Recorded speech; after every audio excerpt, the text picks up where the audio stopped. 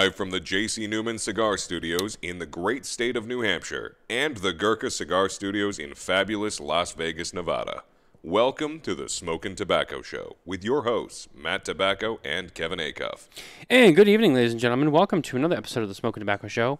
My name is Matt Tobacco from SmokinTobacco.com, and I'm joined once again by my good friend, Mr. Kevin Acuff. Kevin, how are you? I'm doing good, buddy. How about you?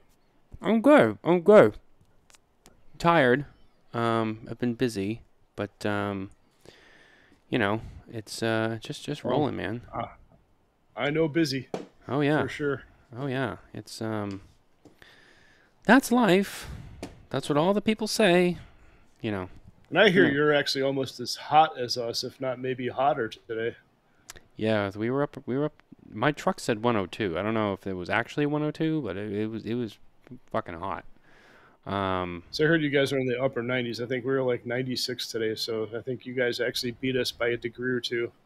I mean, how often is it that the Northeast is hotter than Vegas? I know. It's very, very true. And usually, well, I mean, I guess we're kind of on the cusp, but usually we don't get this hot till like more July, but it's here. It's very, very hot. And it's going to be even hotter the next 2 days. So the Celtics, first of all, I know everybody hates us, but I'm going to celebrate because this is my show and that's my team. World champs again. Most successful franchise in the NBA. Give it up. How long's it been? How long's it been since what? Since the Celtics were NBA champs. Since 08. Okay. Yeah, since 08. So, I mean, like, I haven't really followed basketball in, like, forever. I mean, I think Larry Bird was still a starter the last time I watched the Celtics game. Kevin, stop. Don't do this to yourself. You're making yourself look old. Shh, be quiet. I am old. That's like the 80s. That was like 40 years ago. I mean, come on. The center for the team for the Cleveland Cavaliers, the center for the Cleveland Cavaliers that used to play in the Richfield Coliseum, he owns a NASCAR team now. Yeah. So. Yeah. Michael Jordan of the Bulls in the 90s, he also owns a NASCAR team now. He does. So, yeah, how about that? And then you got Coach Gibbs from the NFL, Washington Redskins head coach, Super Bowl champion, Joe Gibbs Racing. Pitbull has a sponsorship or has an involvement in one of the teams. Yep. Yeah, it's I don't know. Everybody leaves the other sports and they go and buy a NASCAR team. It's weird. But anyway, my point was, not only are we giving it up for the Celtics, let them hate. Shout out to Willie Morante. Yeah, I'm going to go right out there and just say it. What's up, bro? We brought the trophy down to Miami. How'd that feel? Hope that was nice. I hope you liked that. That was nice. We flew down there just for you. We brought the Celtics championship trophy to the Magic City. So hope all you Miami peeps, hope you loved that. We did that just for you. So now the question is, are those Miami people, are they going to help keep the Stanley Cup in the United States this year? I wouldn't get so cocky. They should have. That team should have closed that out already, but they gave up 2. This is how momentum starts, Kevin. This is how momentum starts. There was a cool moment in one of the playoff games though, where the camera panned and you see Bradley Rubens up there cheering behind the net. That was actually kind of. I didn't know that.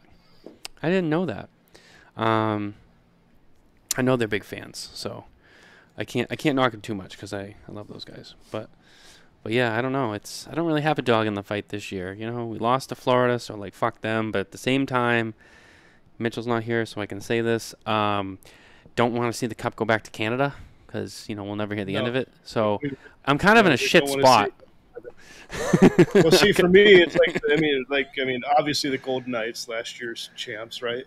And then our backup team, Golden Knights, is the Florida Panthers. So it's like we're still in there. Yeah, I was on the Vegas bandwagon for you, last year. I did it, because I'm a team player. Give it up.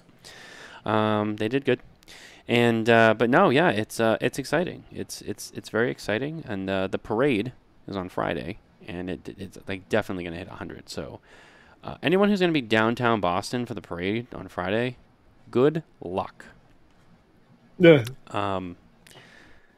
Good luck. That's all I have to say. I don't know, like, fuck that. You know what I mean? It was like the Stanley Cup parade here for the Knights. It was a joke. Super Bowl parade happens in February. It's very cold. Okay. World Series parade is nice because it's in the fall, so it's a little colder, but it's not like February. So I think the World Series parade is probably the best one, because it's like the perfect weather, because of the timing of the year.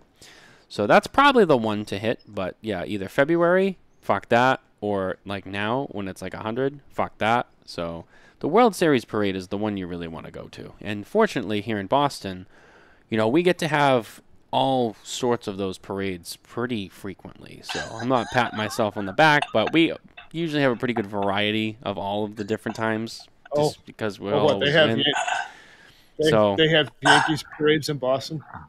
No, Yankees parade. When was the last time the Yankees had a parade in New York? I don't even know if New York knows what a parade is. I mean, it's been a while. I don't know. With that train wreck, I think we have somebody we need to bring in. We do, because I have a lot of questions, and most of them are actually not cigar related, even though this is a cigar show. We're smoking a cigar that goes along with this person. I think I'm more curious about his other ventures at the moment, because I'm currently enjoying both of his wares, and while they're both very good, and I've been on record with this cigar. We've talked about this cigar before. The first edition I liked. I had some very small critiques on it. Nothing that I've shied away from sharing with everybody, including our guest himself. But the second edition, I would say, is even better. And I can't wait to smoke through the rest of it, because so far it's on point. It is our good friend, making his debut on the show, Aaron Michaelis of Flint Knoll Winery. And let's bring him on. There he is. Look at that handsome guy. Look at this guy. Oh, thank you. Kevin, how are you? Matthew, how are you? Doing well. Doing well. Just another kind of, for those who don't know, cigar people, right? So let's start with that. Cigar people, you guys have probably seen the Macanudo Flint Knoll cigar and probably had it, smoked it. Maybe you don't know what the Flint Knoll thing's all about. Maybe you just, you go in there and you try the cigar. They don't tell you the backstory. But that's why Aaron's here, to tell you all about what is Flint Knoll. Flint Knoll is a winery. And judging by the first several sips on this wine, I'll tell you this is a winery you should definitely check out, because this is definitely not Josh or, what's another one that I like to hate on, because I'm never a big fan of. Yeah, Carnivore, listen, it's not personal, but, just could never get into those wines. I don't know, they always fell flat for me. This is not one of those, for sure. This is a very, very good wine. And we're going to talk about that in abundance tonight on the show. And we'll also talk about the cigar and kind of how that came to be and what it's all about. But first of all, yeah, welcome to the show. It's great to see you. Last time I think we saw you was at PCA. You had a sweet little section in the General Cigar Co. booth. And from there I was like, hey, let's get you on the show. And now we're here. So, yay, surprise. Here we are. You were supposed to be on several weeks ago, but we had to reschedule you because of the fundraiser got kind of moved around. So now we're finally here. So I'm really excited. But first of all, let's get into what we're smoking. I think we're all smoking almost the same thing. Maybe not Kevin, but Aaron, you're our guest. Yeah, you had like extra time to prepare your boy, and you kind of just totally dropped the ball. Yeah, well, I take that responsibility. I've had my hands pretty full, but with this fundraiser. So now that fundraiser's over, Ooh, man, that takes a lot of weight off my plate. So I apologize. But Aaron, what are you smoking? 3 of the Macanudo Estate Reserve by Flint Knoll.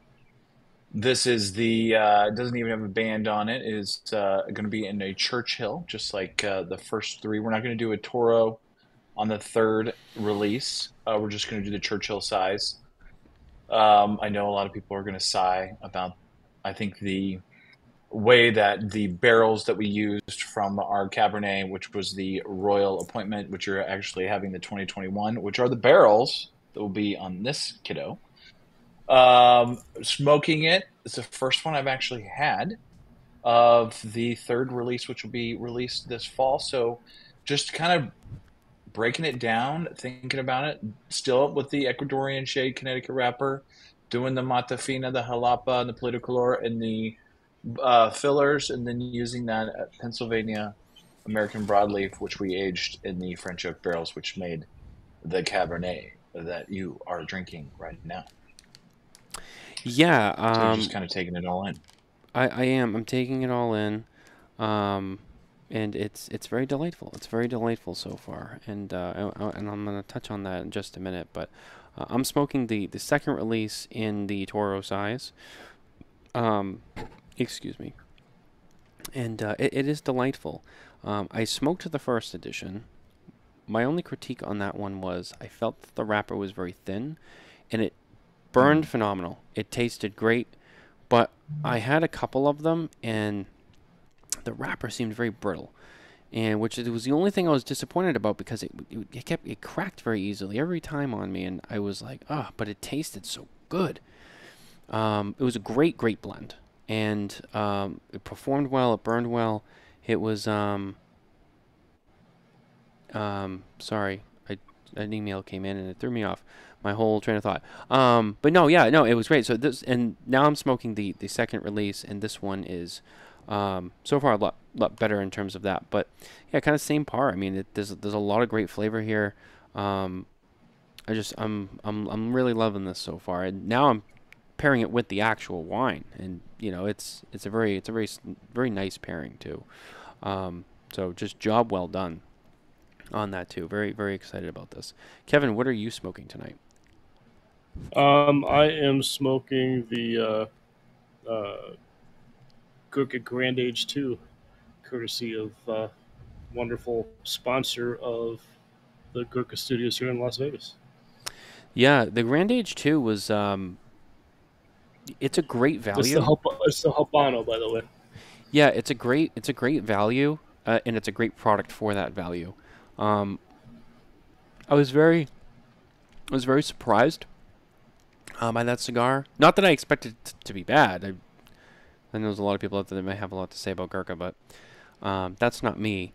But no, I mean, I remember talking to Juan about that cigar when it was being released, and they found this new factory and they started working down there and blah blah blah blah, and they got a great price on them, and yeah, I mean, it all seemed to come together really well for them, and but the cigar performed too, and it's a great cigar for the value. A lot of great It's flavor. another one that smokes outside of its price point for sure. It does. 100%. I have to agree with you you would on never that. know what's retail on these, $650, I think, or something like that. Yeah, I mean, like $625. Yeah, and it definitely smokes better than a $6 cigar. So 100%. I can't agree more. I mean, it's fantastic, and especially this day and age, you see a lot of people reeling back a little bit, going a little bit more budget friendly. So finding those gems in the budget friendly range is definitely important to, I think, a lot of people today. But our cigars are obviously once again brought to you by the number2guyscigars.com. If you head over to the number2guyscigars.com today, you'll find an amazing selection of cigars from all over the industry, as well as cigar accessories, only at the number2guyscigars.com. Head over there, give them some love. They got a lot of cool stuff on that website. Almost anything your little heart desires is probably there.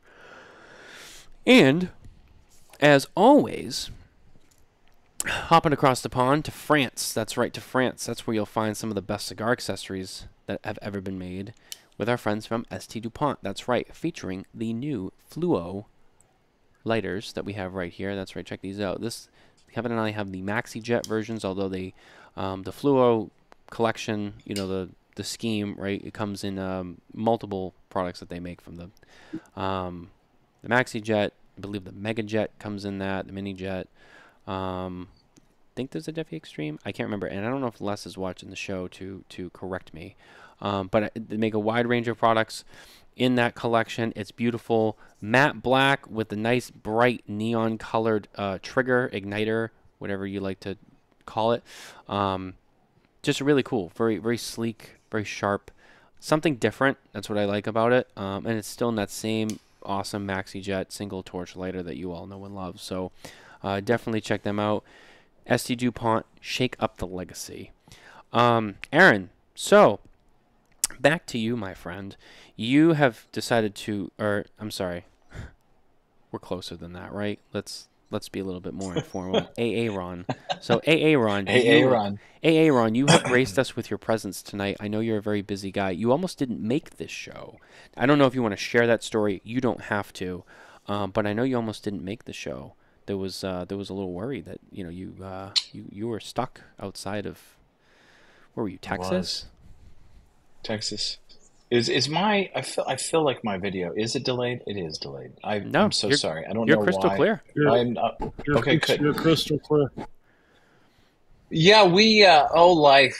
Isn't life awesome? It's just every way God can try to keep you humble. He just keeps you every time you feel like everything's going smooth. And then there's just those little hiccups to try to challenge your patience in life. We did a little road trip, my wife and I and our 2 dogs. We went to Palm Springs, and then we went to Scottsdale, and then we hit up old sexy San Antonio, and then we went to Houston, and then we made our way to Dallas, and we were doing some work and enjoying some time, seeing family. And then my wife stayed back. I had to come back to Napa and had work, and obviously people coming out to see us. And so then I flew back, and the goal was to drive. I had driven my truck, which is a truck that I love, and I never thought I would give it up. It's a diesel GMC 4-wheel drive. It's good looking. It's just awesome. And she has been back and forth to the Midwest so many times, where my family's from. And we were headed from Houston up to our first stop was going to be Amarillo. And halfway there, my engine light came on, and then it said reduce engine speed. And we're That's out never in good. the boondocks. That is not, no. And the Texas people are some of the greatest people on planet Earth and huge supporters of Flint Knoll. I love those people. When you meet them in person, they're the most genuine, sweetest, real, kind people. But something happens to them when they get in their vehicles. I don't know if you've ever driven in Texas. They're all I haven't. Obviously sponsored by NASCAR. And they all fly like bats out of hell. I mean, dear Lord, grandmas are passing you. I mean, they're flying. So we've got the reduced engine speed. We pull over. We have to, Lord, just thank goodness we had a side road. And then Meredith pulled up, my wife pulled up a dealership about 2.4 miles. What a blessing. We made it there going 35 miles an hour. And they're still working on it, and that was Friday morning. So we just decided to leave it in Texas, and we were tired of staying in hotels and not having laundry, and we flew here this morning. We landed in Sacramento and drove an hour and a half back to Napa, and that was about 2.5 hours ago, and then here we are. Sounds like you made the right call, for sure. Yeah, I appreciate you still coming on despite all of that too. I mean, wow, what a day. What do it's kind of one of those things when you get life, you can either get bitter, right? And you can go, okay, here we go. We're just going to make the best out of this. It is stressful, especially at the time, and especially the unknowns are painful. And then when you have business going on and you just got to you know, you got to make things happen. But, you know, count your blessings. Here we are. And we're back in Napa and we're safe. And that's all that really matters. So, and I'm happy to be here.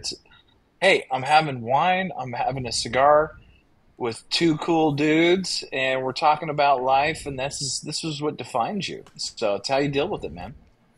Yeah. I want to point out, look at that sanctuary behind Aaron. You know, if I lived there, I wouldn't be able to work because I would never want to leave where he's sitting right now. This is dude. I'm gonna be honest with you. Can I just say this? Amazing. When I first like logged in and I brought him in, I thought that was a virtual background. And I was like, damn, oh, he's got that virtual background on point. And then I realized, I'm like, that's not a virtual background. I'm like, holy shit, he's actually there. That is awesome. Yeah, you can totally tell that's real. Yeah. The other view is vineyards in the front of the house, which is pretty cool. But I don't get good reception there, and the sun's setting. So I'm kind of in this little secret little cove back. This is where I smoke cigars during the winter when it's rainy season, and I've got the little fireplace to me, and this is where I shut down, and this is my peaceful place. That's your AA run. You know, growing up it is, man, and growing up in the Midwest, I love where I grew up in Kansas. But you know, I talk to my family a lot. And, you know, it's always windy there. And right now, you guys were talking about the weather. It's hot, humid, windy. And, you know, when you live here, I spend so much time outside because it's absolutely ridiculous. One of the positive things about California. And it's such a great place. I mean, you don't need a huge sprawling mansion because you have literally paradise outside your door, and you just get to count your blessings and enjoy it. So work hard and enjoy the benefits sometimes. Yeah, I mean, yep. No, go ahead, Kevin. I've only been in that part of the country once, and it's gorgeous up there.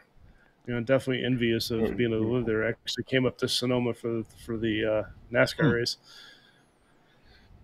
Yeah, I'll be honest with you. I haven't been to Napa, but it's always been on my list. Not really a big SoCal fan, but Napa, always wanted to go. Always wanted to go. Well, Southern California, totally different than Northern California. Yes, for sure. And Southern California is stunning and beautiful, especially, I mean, just different areas. And when you get into Palm Springs, into San Diego, and does all those just different, I mean, the coastal towns are just insane. Carlsbad. And we have tons of great friends in Los Angeles. If that's kind of your jam, you know, hey, I just too many people and too much for me. That's what I meant, like Los Angeles. Like Los Angeles is, it's insane. Yeah. No, thank you. Yeah, know? no. And then out here, I mean, San Francisco, you know, we won't get in. It is what it is. But then when you get out here, we're in farm country. I mean, San Francisco should be the most beautiful city in North America. It's had some travel, you know, hard times, and hopefully it'll figure itself out. But it is stunning. We used to go on date night. We would literally drive an hour and a half and go have dinner, and then drive an hour and a half, come back home, and it was a great way to have a, you know, as a husband and wife. Life is so hectic and so much is going on, and it's nice to have that windshield time, and you're with each other, and you can just talk about things and with the beautiful scenery. And you know, we miss those days. It's just not the same anymore after COVID. But Northern California, killer. If you've never been here, make a trip. Sonoma is stunning. It's beautiful, very spread out. It is what Napa was before Napa became very, very, very popular. We're way smaller. We're only 6 miles wide and 27 miles long, sandwiched between two mountain ranges. So it's a little easier to maneuver than in Sonoma, but it is, I mean, it every time, especially growing up where I did, you come here and you pinch yourself because you feel like you're living in a dream, and you're just grateful to be able to have this opportunity. Yeah, what I was going to kind of get into first was, how do you go from, the Midwest to, to Napa and growing wine and all and learning that and all of that, and now you're doing collabs and doing cigars, and you got a Macanudo that's like a collaboration with your winery, and you're doing something right. I'll give you that. You're doing something right. You're definitely not a dumb guy. Am I, Matt? Am I? 'Cause I'll tell you what. Am I? I mean, hey, everyone could always be doing a little bit better, but I mean, you're doing pretty good. I'm not gonna lie. So what you're saying is Aaron is on point. Yeah. It is an incredible journey. I first and foremost always have to thank God who made all this possible. He gave me the gifts that I have. He gave me the family that I was given. I was born when I was born. I have two parents that loved me and taught me well and raised me the right way. I was taught to work hard at a very young age. I had grandparents that were tough. They weren't your typical, they loved us, but they made sure us grandkids worked hard. And my mom's side of the family was in the farming business, and then my dad's family was in construction, and then they drilled oil. And they were all hardworking people, and they made things happen. And it was, if you're complaining, you're not working, so get back to work. And when your time off, then you can complain. But if that's what you want to do with your time, there's a lot of other things that you could be doing. And I think I had always, with that way of growing up and just being having a family unity where we were close, I had an old soul, and I was always a dreamer, and I knew that I loved where I grew up, but that was not where I always wanted to be. I didn't know what the next steps in my life were going to happen. I moved to Kansas City when I was 27, played in the restaurant business and had a couple concepts there, helped start a wine distribution business in Kansas. Had some humble pies, some failures, which teach you a lot about yourself. Sold a lot of wine when I was in the wine distribution business.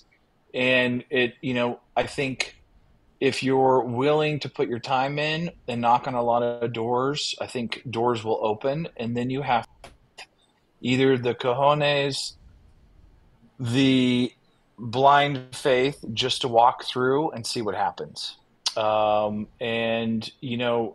I didn't plan any of this. If you were to tell me when I was 18, when I was working in a cigar shop in Wichita, going to college and doing construction for my dad, and then working at a farm and taking care of 500 acres, if you were to tell me that I would be in Napa Valley, married to a beautiful woman from outside of Chicago, and I would have my own wine brand, I would have thought you were on something very illegal and probably very strong, that maybe you need to get checked because that's crazy. How would that ever happen? But here we are, and I'm very grateful for the thousands of people that helped pave my way to believe in the things that we were doing and take a chance on us.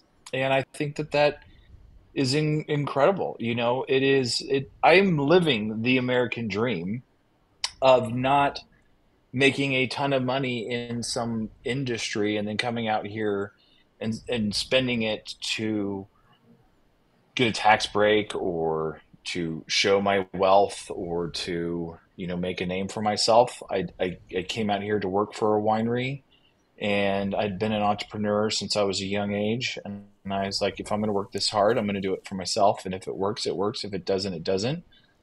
And I think that's that entrepreneurial kind of mindset. If you don't take a chance, then you're going to always live in the what if. And if it doesn't work out, you have to be okay with it not working out. Right. And you can't have the ego of failure, because failure can do certain things. It's like going to the gym. Going to the gym sucks. It's not fun. But when you start seeing the results and you start feeling better and you start, seeing what is happening, you go, oh, that's powerful. That's amazing. And you can't take a week off. You have to constantly go in. You may have to put your time in. And that's what owning a business is. All of you guys do the same thing. This is your business. This is what you're doing. You just did a fundraiser. It's a lot of work. And a lot of people don't see behind the scenes what you do to make it happen. And that's part of the charm, is we have to make it look easy, right? Because then if it was, then everybody would be doing it. And those who try, they're not around for very long. And but then in the other pages is you're just so thankful for the people that do take care of you and do support you and believe in you. And, that means that what you're producing has to stand out. But there is so many great things in the wine market and the cigar market and all that you have to be really, really good to survive. And when you are surviving, you got to take some time, even when all the little things happen, like your truck breaks down and you're trying to figure out what you're going to do. You got to remember how many great things have happened and appreciate those. My wife has been so good for me to teach me how to stop and smell the roses, because I'm always a go-getter. I like to conquer, but sometimes you have to just sit and let the dust settle and appreciate your hard work, So well, I can totally relate. Didn't really answer anything, but I talked for a long time. No, I mean,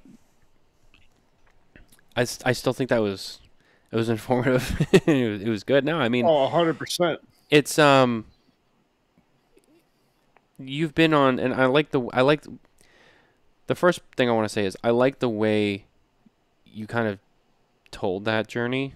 Maybe you weren't super specific, but the way there was a couple of things that you said, and I picked up on. I could be wrong, but especially when you're talking about like the fact that you didn't just have like a bunch of money and then like, oh, I'm gonna go to Napa and like start a winery. I can see kind of like where maybe you're coming from with that. I know there's a lot of people that kind of like make it big and then like, oh, let's like go open a winery and like we'll do this because like it's cool. Like this was something that like you wanted to do wine. This wasn't like some hobby or some like extra thing that because you have all the money you can just do it and it's like cool because like, oh, I have a winery. Like no, like you wanted to do wine. And it's funny because I'll kind of use this as a little bit of a segue, but obviously, we're here for cigars. That's what we do. But we talk a lot about growing and farming and seed variety and all that stuff. And I'm sure you know. So and a lot of times when talking about growing tobacco and the fermentation and the soil and all that stuff, a lot of times. And many people who have been on the show, Rocky Patel and Carlito Fuente, Jose Blanco, all these people who grow tobacco, will look and point at the wine industry as an ulterior like example, like it's like wine, you know what I mean? We grow the grapes and the soil and the climate and the rain and all this other stuff. So it's interesting to have you here too because, I think first of all, I think it's great, the wine, the cigar. The pairing, that's a thing in itself. But then to have someone who knows like the science behind growing wine and growing grapes and being able to also tie that into, the tobacco conversation because it is so similar and it's constantly being, juxtaposed against each other because, it's a very similar thing. You're growing natural stuff, you ferment it and age it and then you enjoy it, all for flavor and all the stuff is, I'm sure you know what I'm getting at. And so it's interesting to have you here and there's some other questions I'll bring up and ask you too. But my first point being is, we have a lot of tobacco people come on the show and, a lot of them, it's a family business, they grew up in this and this has been their life. And whether or not they truly really wanted to do it from the beginning, I think it's safe to say most of them, they love what they do and they were born to do it and then to hear you, just be like, you came out to Napa to work for, another winemaker, and now here you are, you make your own wine, you get your own label, you're doing your thing, and, you seem to be happy and you love it.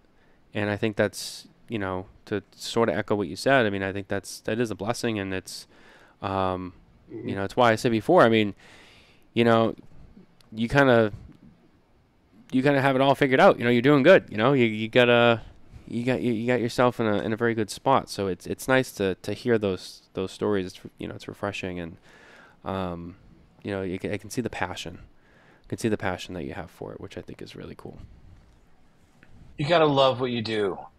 I think I never wanted to be a zombie. I didn't want to go through the motion. You meet those people where they have all the resources, but they're not happy because they are not doing what they love. And there's that old adage, do what you love and you'll never work a day in your life. Right. Work is, think about how much we all work. It's more than we have time off.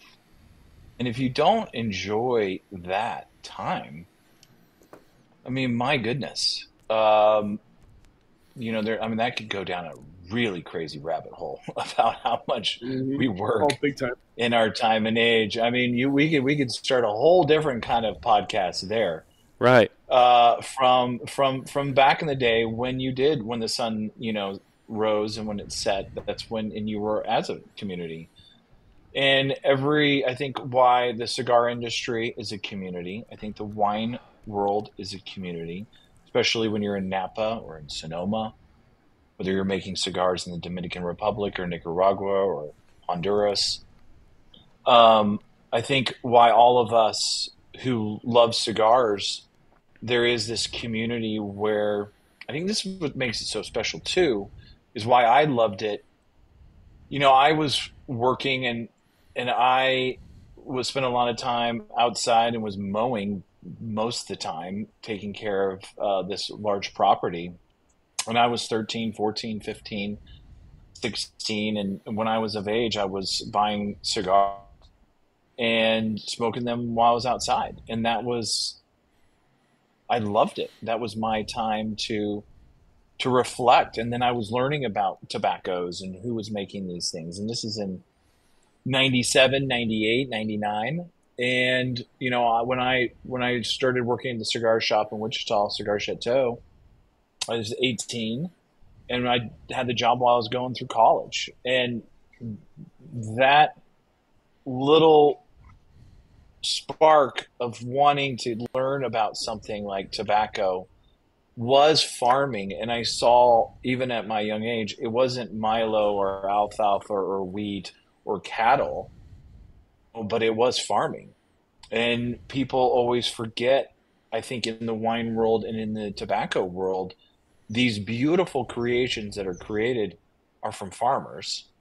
And we overlook it, and we overlook the amount of people and hours and labor and harvests and vintages and years of growing.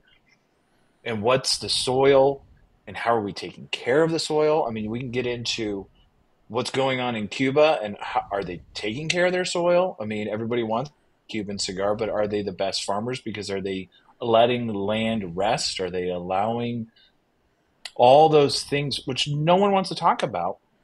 But I think in this community of all of us that love it, pay attention to those details. And I think that's what makes us these kind of really unique, the foodies of the cigar world or the wine world, of where we really get into what it does take for all these men and women to make these things that we enjoy, that make us, help us calm down from these incredible, hectic, busy lives.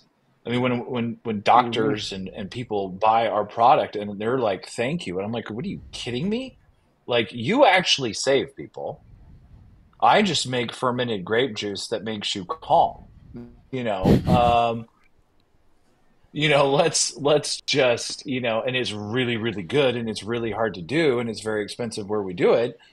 But I think all those things get passed over because I've seen it. You have those guys that walk in and they buy the boxes of cigars and they don't even know what they're smoking. They couldn't even tell you, being they've smoked it 6 years, what it is. But I think the people listening now, and then the three of us, are in it because we absolutely love it, and that's why we're here. And I think that's what makes it so special. I agree. I mean, people always say, cigars are, a very social thing. It brings people together, and I truly believe that there's nothing like cigars, the cigar community, the industry, everything about it. The cigar industry is funny too, because I mean, to Aaron's point, you have the guys that are just like the likey crowd that like the cigars that they like. They smoke it. They don't know anything other than just it tastes good, right? And then you have the aficionados like us that I like, and I've always compared it. I've compared it to like the motorcycle world, where you have like the 1%ers in the motorcycle world, where you have the 1% clubs that are like extreme diehard, all about the motorcycle, about the club life and everything like that. Those of us that are on this side of the industry in the cigar world, that's us. And then you have everybody else, and the the thousands of other people that just enjoy cigars likey, but yet everybody has something in common, is that we love cigars. So it allows everybody to get along. Oh, true. I mean, that's why the cigar industry is so special. I mean, there's so many different walks of life. There's so many different approaches, and that's fine, And I think that I don't know enough about the wine industry, but I think it's definitely, you talk about the alcohol industry. You have whiskey, you have rum, you have wine, you have tequila, you have all these like subgenres of different things that you could go down a rabbit hole in any one of them. It's a whole culture, it's a whole process, it's its own science. Oh yeah. But wine, absolutely. I've always felt like, as much, and that's all true, but with wine, I've always felt like wine is kind of this, and I love whiskeys and stuff too, and I have gotten really into the science, and I know that there's a lot that goes into it, but when it comes to wine, I've always felt like wine has been like the smarter, older, like firstborn child. You know what I mean? It was like it's sophisticated. Yeah, it's like it's the sophisticated child that's like, I'm smarter than you. But I don't mean that in a bad way. There's something as the something more special about wine. I totally agree with you, by the way.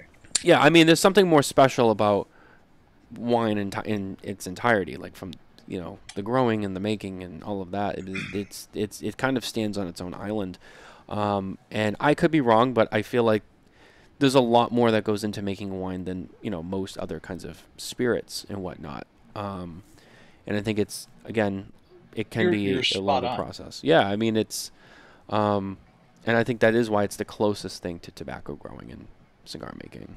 Out of all of those groups, the two are the same. You have the machine maids. You have where the machines are just pumping out. Is it short leaf, or is it like a Swisher where it's a candied in essence pretend wrapper, which isn't even tobacco? Yeah. Or is it these machine made ones, which they sell billions of, by the way? Yep. And then you have the ones that we all enjoy, which are a labor of love. That take, what is it? They say 300 and some people that touch a cigar by the time that it gets to you. I mean, the sheer amount, it's insane. And we don't, every time we, those who are us that take the time to realize what's going on, it is a very much like the wine world.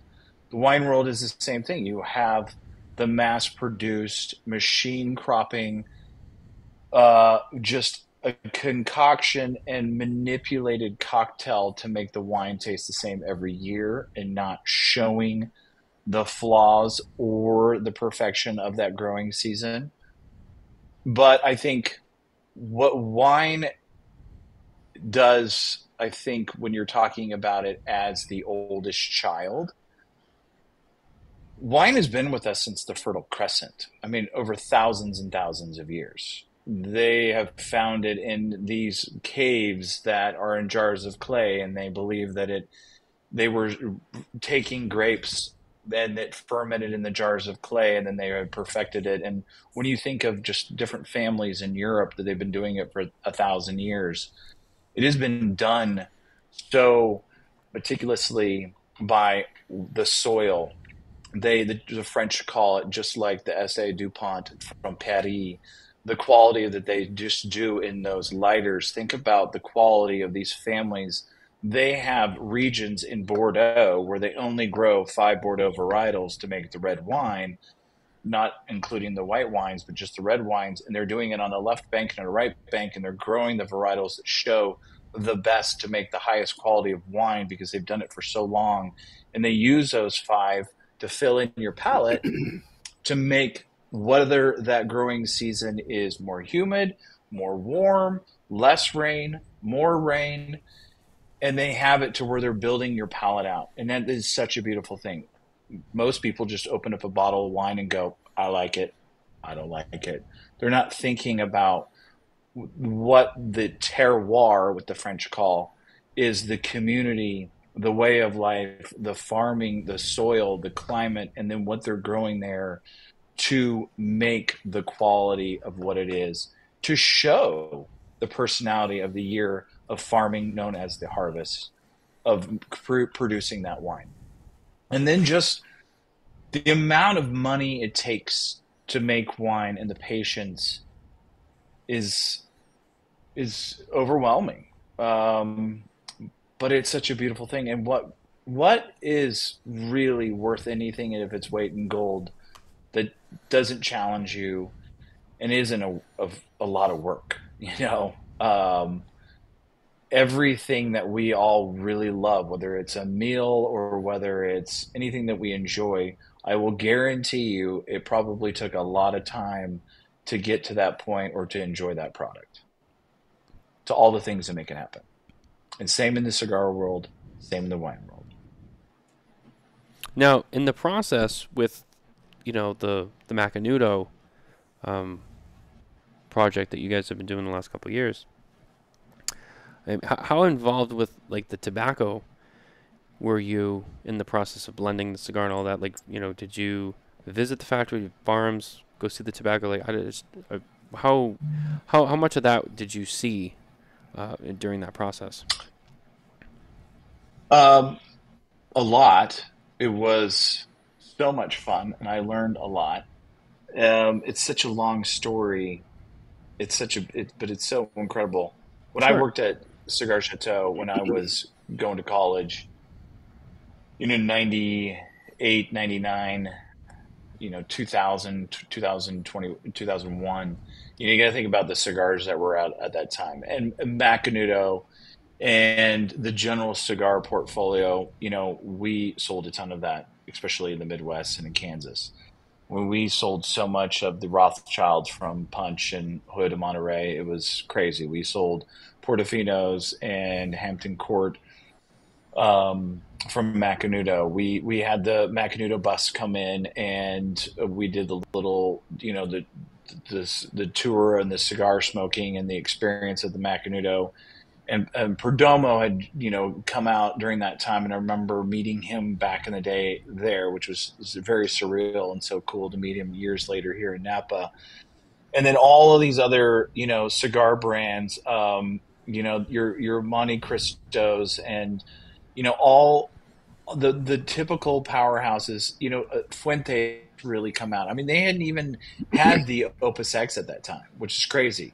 The cool stuff was the Don Carlos, and you were smoking the Hemingway short stories. We couldn't keep the stuff in stock, and now they still can't keep them in stock. But and then they came out with the Añejo, and those were insane. And then Partagas came out with the vintage stuff and the green label and the crystal tubes, and that's the same time that Macanudo did the tubes, and we were selling all those things, and that was such a learning experience for me at that time.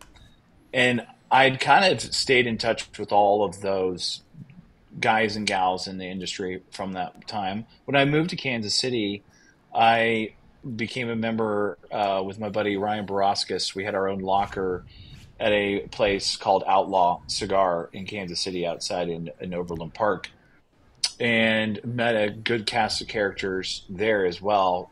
Always a smoker. Got to meet Pete Johnson there. I mean, was a fanboy. Got to meet Pete. It was just like, oh my gosh, and that's when the Tatuaje Black came out. I was smoking those, man. He's a big wine guy too. All the time. Dude, I mean, those were so good. And they still are, but I think they've changed a little bit. He'd probably come on and tell me I'm wrong, but but you're not wrong. All those different things.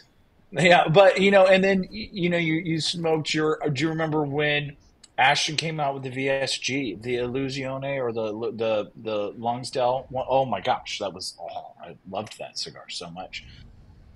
And those were the times, and I love cigars. My wife would say that cigars were my first love.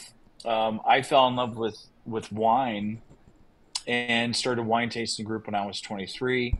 I moved to Kansas City, started the wine distribution business because I wanted to learn more about wine. I mean, I thought that's what I wanted to be. A restaurateur was not my calling. And all along the way, my knowledge and my hunger for the wines grew, but my love and my peace was always cigars. And my time to shut down and to reflect, and I'm very OCD, ADD, and outgoing, but my time that I shut down is always been with cigars, and it's alone time. I'm not typically a person that smokes with a bunch of people.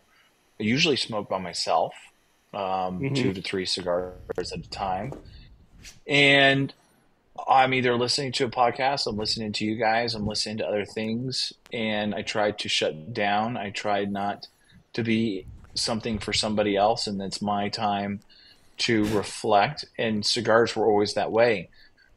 In 2020, we had devastating fires here in Napa, and we're farming.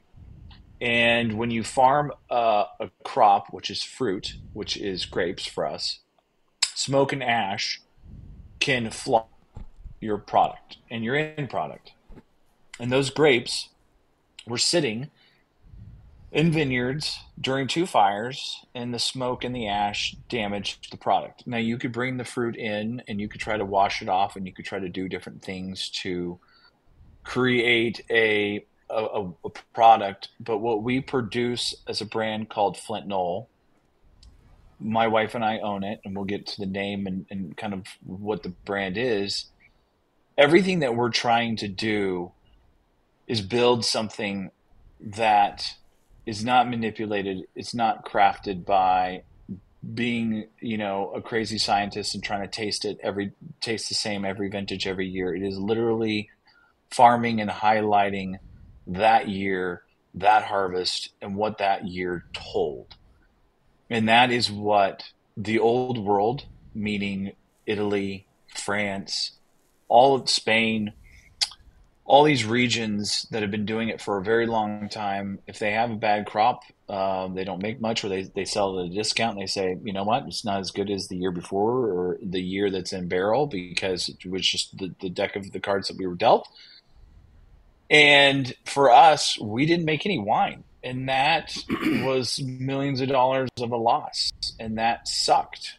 So I had started wanting to think about what were other things that we could do as a brand to not put all of our eggs in one basket, to kind of grow the name Flint Knoll.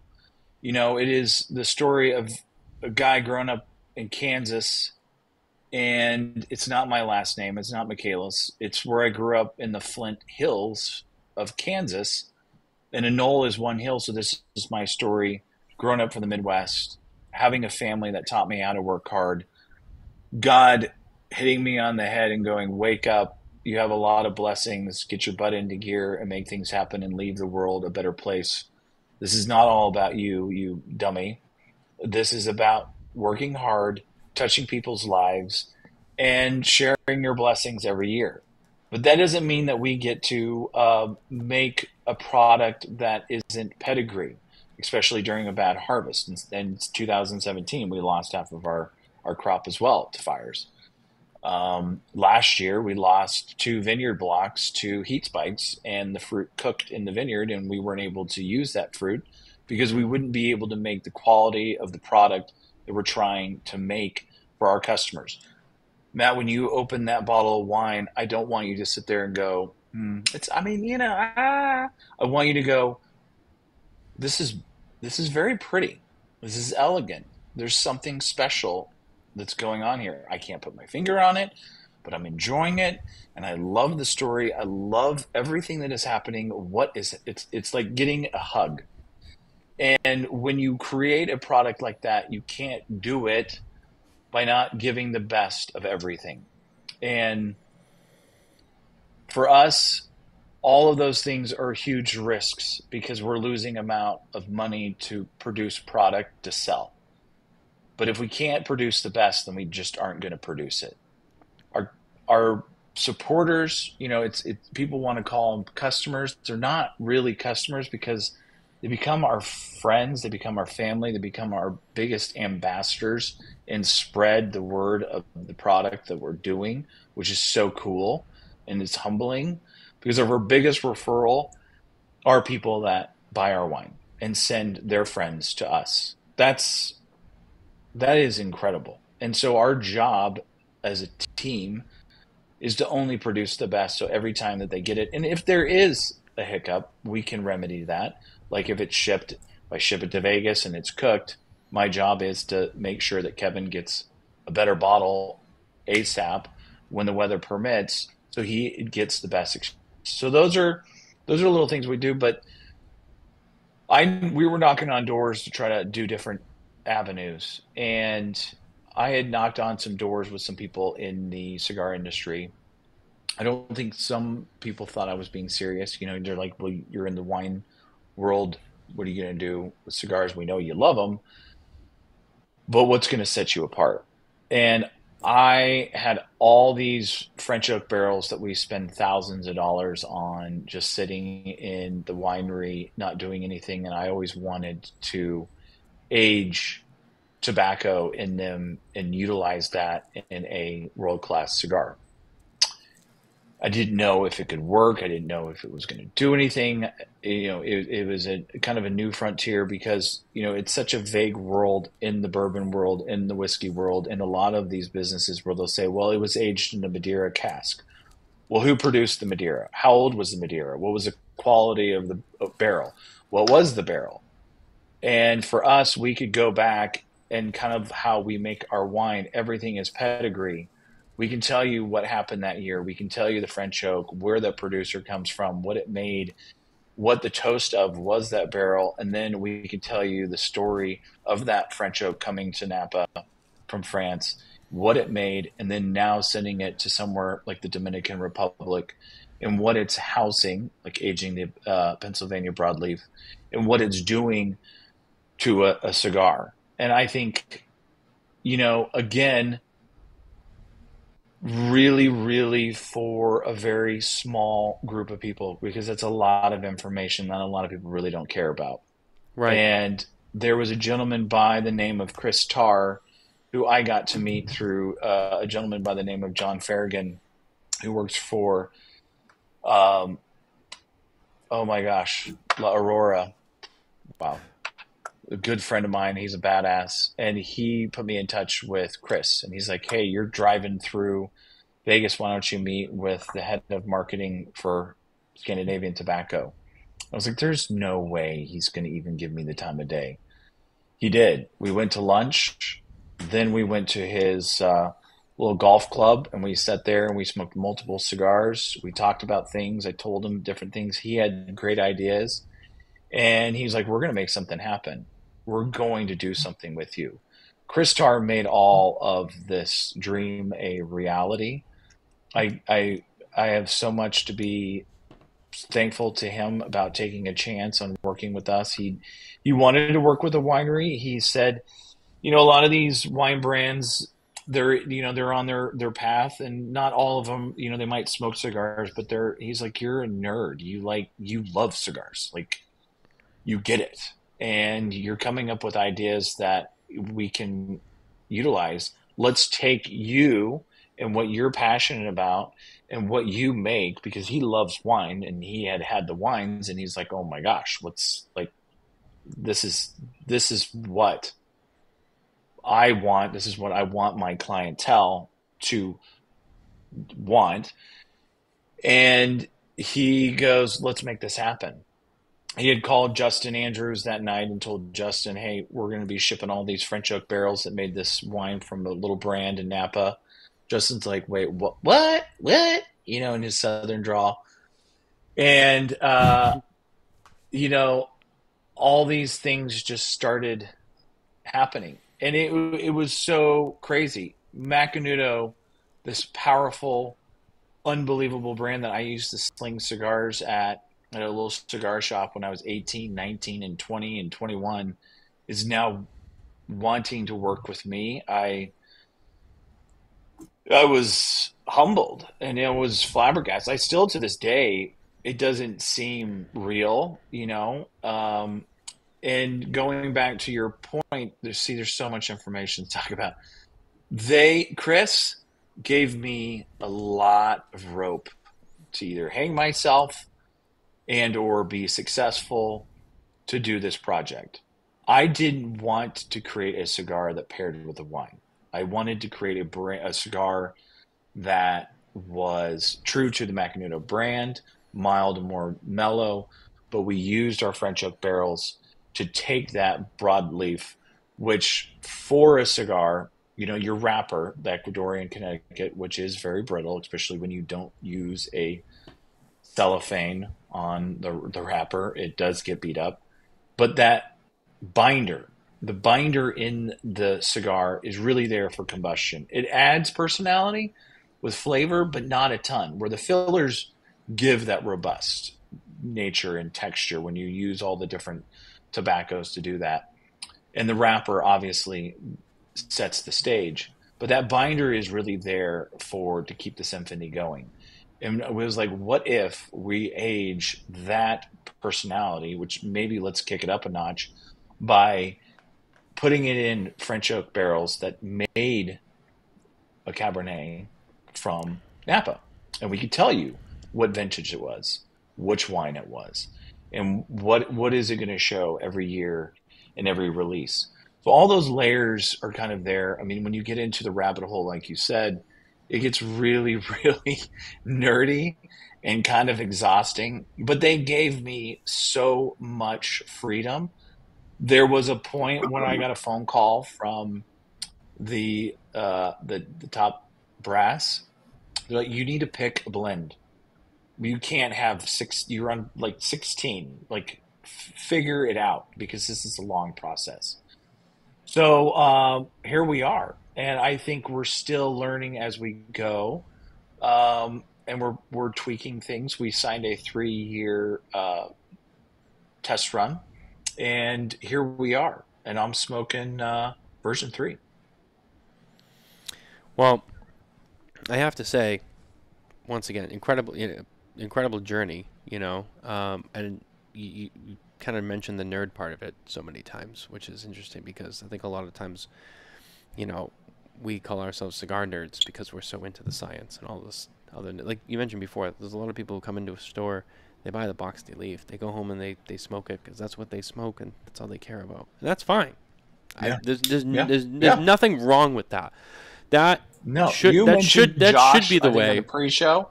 Yeah. Josh that's your spends millions and millions of dollars. Millions of dollars worth of wine.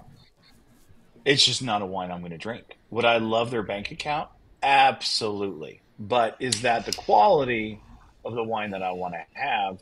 And that, there are those cigars that people just go buy. I remember selling it when I was in the cigar shop. They didn't even know the name brand. They just knew where it was in the store. If you had moved it, they were flabbergasted. They were like, "What? This doesn't seem the same weight in this bundle as what I previously, Right. So yeah. Well, So the likey crowd is your core consumer. I mean, that's where all the money is. You know, the aficionados that like the boutique blends, that like, you know, the limited edition, you know, 100 boxes or 500 boxes or whatever.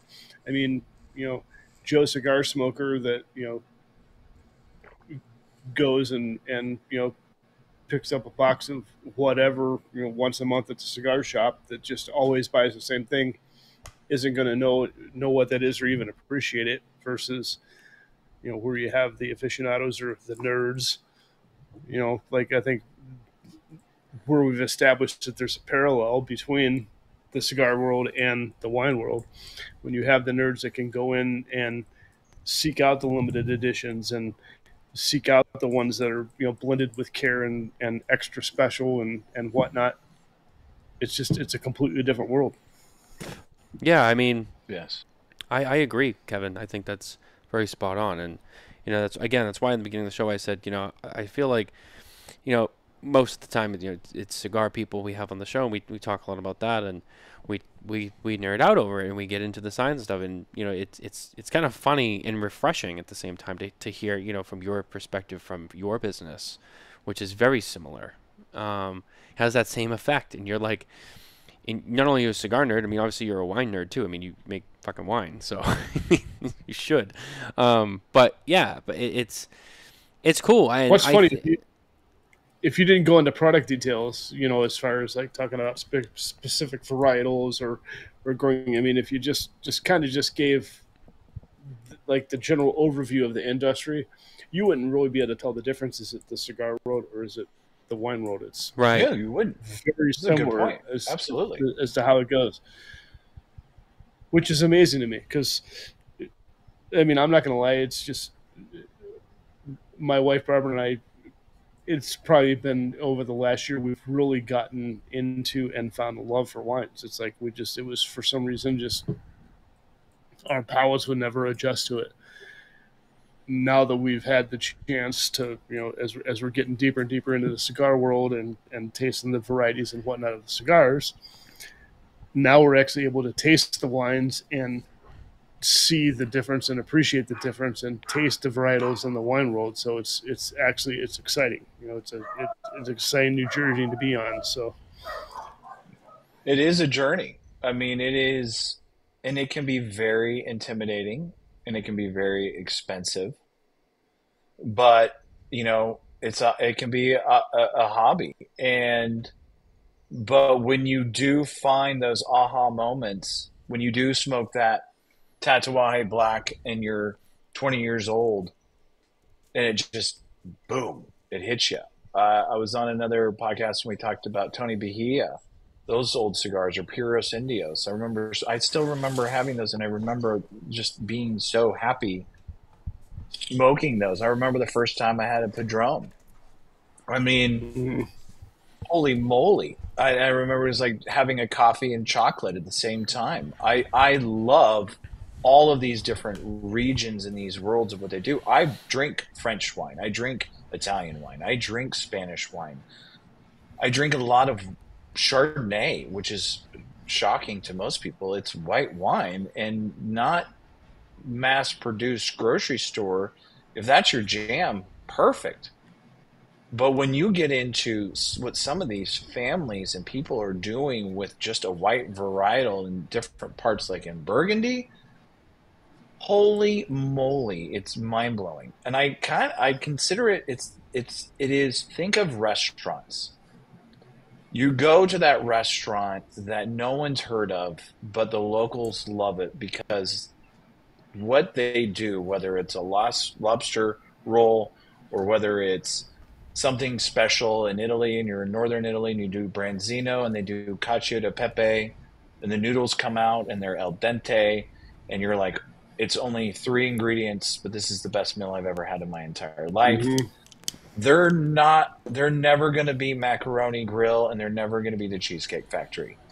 Those chains produce a lot of food and sell a lot of money. But in order to be unique and stand out, you do have to be a smaller little restaurant where everybody that carries their weight knows what they're supposed to do, and it's so detailed. It's like those great barbecue restaurants. We're going to do this brisket, and when we're sold out, because there's no way we can make more of it because it took us 12 hours to 18 hours to do one. When it's sold out, it's gone. And then come tomorrow, because we're going to let the beef do its thing. And it depends on the humidity, depends on the weather, depends on the heat of the smoke. It depends on what's going on and the cuts of the beef. When they're ready, they're ready. And it's just our time to be good stewards to let the beef tell you when it's done. Same thing with wine. You know, the less human involvement. Attention to detail and quality. Are you? And you're never going to be a macaroni grill or a cheesecake factory if you're going to be a barbecue joint like that, because you can't scale it. So you have to. That's two different worlds. What path do you want to do? Yep. It is two different worlds. So what path do you want to go? Do you want to produce sheer volume and make everybody happy, and even have advertisements in your menu, or are you going to have a one location and you can try to scale, but you can only do so much to have the quality that you do? And that's what we are. And I think some people gravitate towards that. And then, you know, I love my parents. I do. I've said this before. They're the greatest people. But my dad, he would go to Paris and he would probably go to a cheesecake factory. He wouldn't try to hunt down. And I think he's the greatest man in the world. It's just his personality. He's not going to, like my wife and I, try to find where locals go in this specific neighborhood for this specific food. But that's what we're interested in. I was just going to say the same thing. My wife and I are the same way. It was like when we travel, we don't want to go to the chain restaurants. I mean, we know that the chain restaurants are good, right? Everybody knows Cheesecake Factory is good. I mean, everybody knows you go, to Chili's or Applebee's or whatever, you're going to get the same kind of food, right?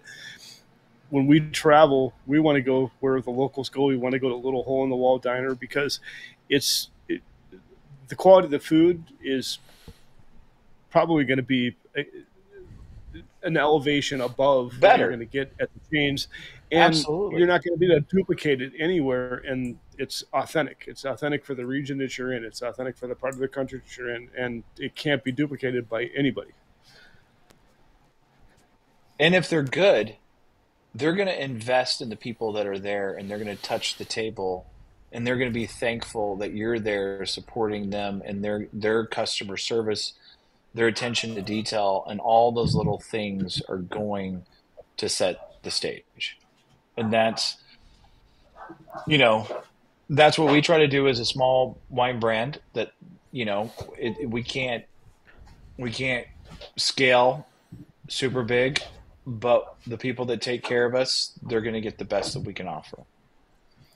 Absolutely. And I think that speaks volumes, and I think that's probably the most important thing. And I think, based on, I'm already a few glasses in, and I still have plenty of wine left in the bottle, and I'm gonna savor it and enjoy it because it's delicious. But your product speaks for itself. I mean, you can tell the quality. I mean, I'm a wine guy myself.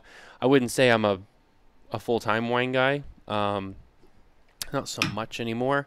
But I've had my share of wines, and I have my favorites. That I won't get into right now, but this, yeah, I mean, you can tell this stands alone. And Kevin's back. Kevin, we have to hit our news before we wrap up the show because I know we're running out of time. Yeah, sorry about that, guys. For some reason my computer came unplugged, and that's okay. I got your computer's going to die in 30 seconds if you don't plug it back in notifications. So yeah, no, I know how that goes. But yeah, just wrapping up that last thought. Yeah, I mean, I totally understand where you're coming from, and I definitely see the point, and I fully agree with you. And I like to find, me personally, like, yeah, there's some mainstream wines that I know and like, and those are great, but I do like to find those special gems like Flint Knoll. I know it's a brand that everyone who walks into the wine section in the grocery store, maybe hasn't heard of, but I know it now, and it's like a hidden gem for me. It's like, oh, Flint Knoll, that's a wine that I like now. This is now part of my repertoire of like, oh, like that's the brand that I found, and I know the guy who makes it, and you have the connection with the owner. Right. I mean, that's fun. Yeah. If you want some, guess what? You get to text the owner, hey, how can I get some? How fun is that? That's influenced. That's That's awesome. influenced a lot of my When you cigar talk to- purchasing decisions. There's something You know, different like than when you're texting, the proprietor versus, someone down the line. And there's nothing wrong with that, but there is something to be said about that. So I know I'm very long-winded, so if I'm taking this long, I apologize. That's okay. That's okay. It's all good. Just the point I was trying to make is like, the involvement with ownership. You're here, you're on the show, you're promoting your product, you're talking to consumers. You would love to talk to consumers and promote your product. As a consumer, I'm on the cigar industry side, right? But I also, the majority of the cigars that I have, I buy. And a lot of that purchasing is influenced by the involvement with the ownership in the industry and ownership of the consumers. That's one of the things that I've always thought made the cigar industry unique is you can go sit with a brand owner in a cigar lounge, and they're going to tell you all about the cigars, and they're very involved. And if you have questions or whatnot, they're always willing and able to answer. And that's a cool thing. It Absolutely. Well, Kevin, let's do our news segment before we wrap up the show tonight, because I definitely don't want to forget about that. We'll give Aaron a break for a second, and then we'll come on back and we'll finish our show. Sure. But our news is once again brought to you by Micallef Cigars. If you head over to smokintobacco.com today, you can check out the latest reviews on Micallef cigars, with Micallef Blue coming soon. But you can check out the Micallef Black, rated 91 by Kevin A. Cuff at smokintobacco.com. Micallef Black, it's a blackout. Kevin, what do we got this week? We actually have some kind of, I'm not going to say kind of, we actually have exciting news for fans of Hoya de Nicaragua. And before you even read this, I just want to say, I've been hearing about this cigar nonstop since we started at the show. I mean, this cigar is, I've talked to several retailers. Yeah, and I've talked to several retailers who are like, we ordered a lot of it, and it came and went like that. I mean, it's, tell us about it, Kevin. Yeah, so if you're a fan of Hoya de Nicaragua, I'm sure you have heard of Classico. So the Classico, Hoya de Nicaragua released it last year to their elite retailers only. So if you weren't an elite retailer, which I would assume that's probably would kind of parallel what would be a true diplomat retailer, if I'm not mistaken. Yeah, I think they call it Club de Amigos. Yeah, Club de Amigos, which I would assume is, if you're a true diplomat retailer, you're probably a Club de Amigos retailer as well. I'd agree, yeah. But these cigars have been like mega popular. To Matt's point, they sold out everywhere. I mean, they come, Robusto, Toro, Churchill, and Torpedo. It's probably one of the best Hoya cigars that I've ever smoked. They're just outstanding. Well, the good news is Hoya de Nicaragua has announced contact your Drew Estate territory managers, because they are no longer limited to the Club de Amigos stores. They are available to anyone that carries Drew Estate and Hoya de Nicaragua cigars. Yeah, that's huge. Yeah, I mean it's a great cigar for the value. Again, we talked about this earlier in the show. It a cigar that smokes way above its price tag. Way outside its price point.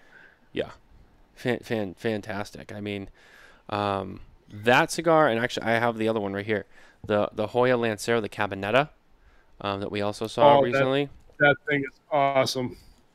Those two, I'll be honest with you, those two cigars are in the contenders for the end of the year right now. Hoya has for sure. Yeah, Hoya has some good skin in the game this year, is what I'll say, and it's a little early, so I'm going to leave it at that. But yeah, Hoya came to. Well, that Cabinetta, I mean, where it transitions from the Connecticut to the Maduro wrapper, you can taste it, and in the Lancero size, you can really freaking taste it. I mean, it's such a good experience to be able to smoke. Yeah, 100%. I mean, it's just kudos to them. I mean, that factory, the stuff they make, obviously under their own name, but the stuff they make for other people, and again, that's another one of those factories, man. It's a powerhouse. They consistently make great products. They work with great tobaccos. They got some good blenders. They everything about it is, again, it's up with those factories where there's a good group of them where I consider some of the best factories in the business, just based on what comes out of there, and they're in that conversation. So not really surprised, but it's exciting when these things pop up and you're like, damn, these are good. Not to have one really good, when the classic. When this Classico came out, I mean, it blew me away, especially when, saw the price points like under $10. I was expecting, when they announced that thing, I was expecting, a $12 to $15 price point. Sure. And when it came in under $10, it's like, how you can not have a box of these in your collection is beyond me. Oh, yeah. 100%. So definitely check those out, by the way. Find your local retailer who has them, and definitely get some today. I really recommend it, and we'll probably if you haven't experienced it, if you haven't experienced it, and your local retailer is not a Drew Diplomat retailer but carries Drew Estate, hit them up and have them get it. You will not be sorry. Absolutely. That's gonna do it for our news this week. Once again, brought to you by Micallef Cigars. Let's go back to Aaron and check in with him. There he is. He's just hanging out in paradise. Just look at this guy. He's just, what a stud, dude. It's Ron in paradise. It's Ron in paradise. Yeah. Is Balake over there too, and maybe D Nice? Balake just left. He was hanging out with D Nice. And yeah, they were catching up with Shaq Hennessy. Yeah. I love that skit too. It's just so funny. Hey, Aaron, where are you? It is great. Hey, Aaron. You done messed up, Aaron. I love it. It's pronounced fantastic. Aaron. Yeah. You done messed up. Of course, he was pale. Yeah. I was like, I can relate, kid. I can relate. Well, Aaron, we are running out of time. Believe me, I'm loving our conversation, and I gotta say I'm loving having you on the show.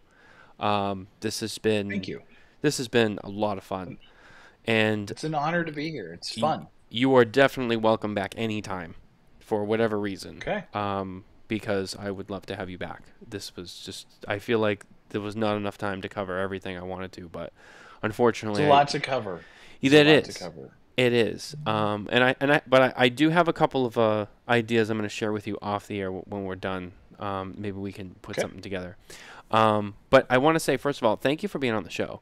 I know you're a busy guy making wine and all the things that you do, and we appreciate you being here tonight. And just keep on being you, man. You're doing a great job. Thank you. I mean that, and don't stop believing, man. You're doing something right. Well, I appreciate you guys a ton, and this is awesome. And it was great to meet you guys in person at PCA, and that was awesome to be there. And a lot of good people in the cigar industry, and that's what I think it makes it so unique. There are a lot of grounded, good people. It's a small community, but a community that takes care of each other. Yes, is it competitive? But a lot of really good people, and are in for everybody to do well and to get better, and it's a beautiful thing. Absolutely, I 100% agree. Very, very well said, Kevin. As always, it's great to see your face. I don't get to see it as much as I'd like, but I do look forward to our Wednesdays together, and it's nice to be back with having some guests now that we're done with the charity. I love the charity, but it's a lot of work, and it's nice to be on the other side. Now we get back congrats to on normal, the success whatever normal is. Yeah, thank you. Yeah, thank you. Yeah, for those who didn't know, we did wrap up last week, and all the winners are announced. We raised $21,010 this year. So just it's awesome. another great year. Really excited. Thank you to everyone who's donated and was involved and helped participate. We really appreciate it. Quick announcement in regards to that. While we're here, I might as well. Everyone who won something from the raffle.